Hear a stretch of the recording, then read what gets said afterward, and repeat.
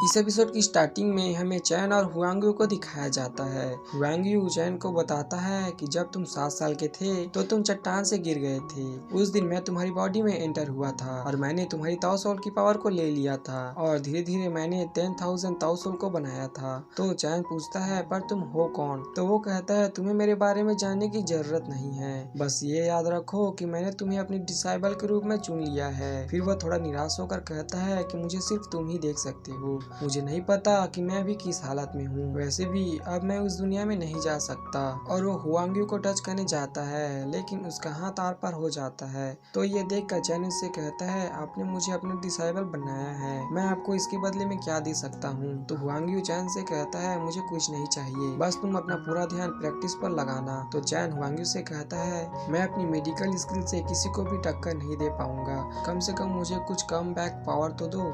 Huang उसे बताता है कि ये मेडिकल स्किल तुम्हें एक्स्ट्रा ऑर्डिनरी रिकवर करने की एबिलिटी देगी और तुम खुद से ही पोर्शन बना पाओगे।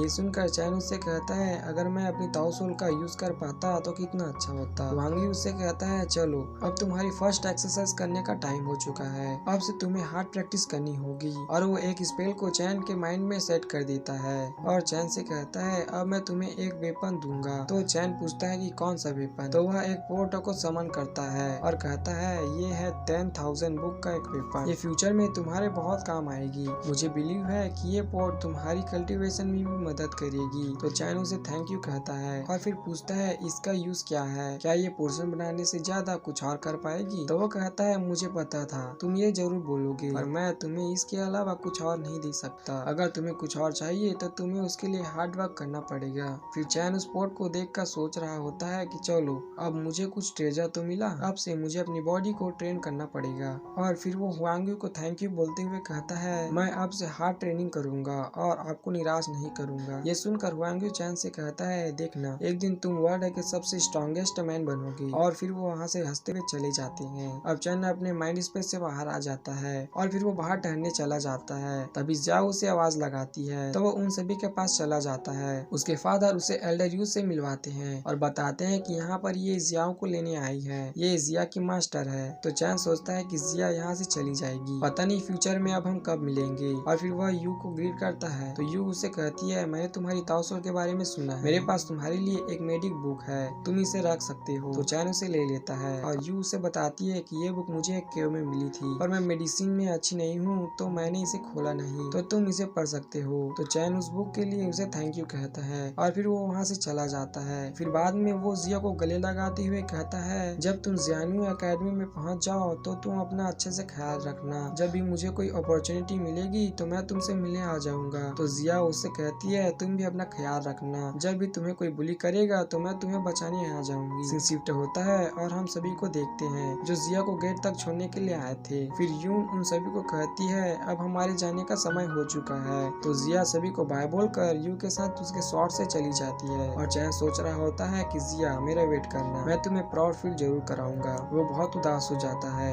अब यहाँ फैंग चैन से कहता है चलो हमें हॉल ऑफ बुक में जाना होगा। तो ये सुनकर यांगलिंग कहता है क्या फायदा इसका, ये कितनी भी हार्ड ट्रेनिंग कर ले कुछ नहीं होने वाला। तो कियुन भी उसके सपोर्ट में कहता है हाँ ये सही कह रहा है, इससे सिर्फ हमारी रिसोर्स ही वेस्ट होगी। तो ग्रैंडफादर कहता है चिंता मत करो, मैं इस फैमिली का हेड हूँ, ना ही मैं इसे कुछ ज्यादा दूंगा और ना ही कम। कियुन कहता है तुम कह रहे हो तो मैं मान लेता हूँ, पर 3 महीने बाद हमारी यंग जनरेशन का कंपटीशन है, मुझे लगता है कि चैन को भी उसमें पार्टिसिपेट करना चाहिए। तो चैन उन्हें कहता है जी मैं उसमें जरूर पार्टिसिपेट करूंगा। इसके बाद फैंग चैन को वहाँ से ले जाते हैं और इसी के साथ ये एपिसोड खत्म हो जाता है। तो एपिसोड कैसी लगी, वीडियो पसंद आई हो तो वीडियो को लाइक करके चैनल को सब्सक्राइब कर देना। तो मिलते हैं एक और इंटरेस्टिंग वीडियो के साथ, तब तक के लिए जय मां।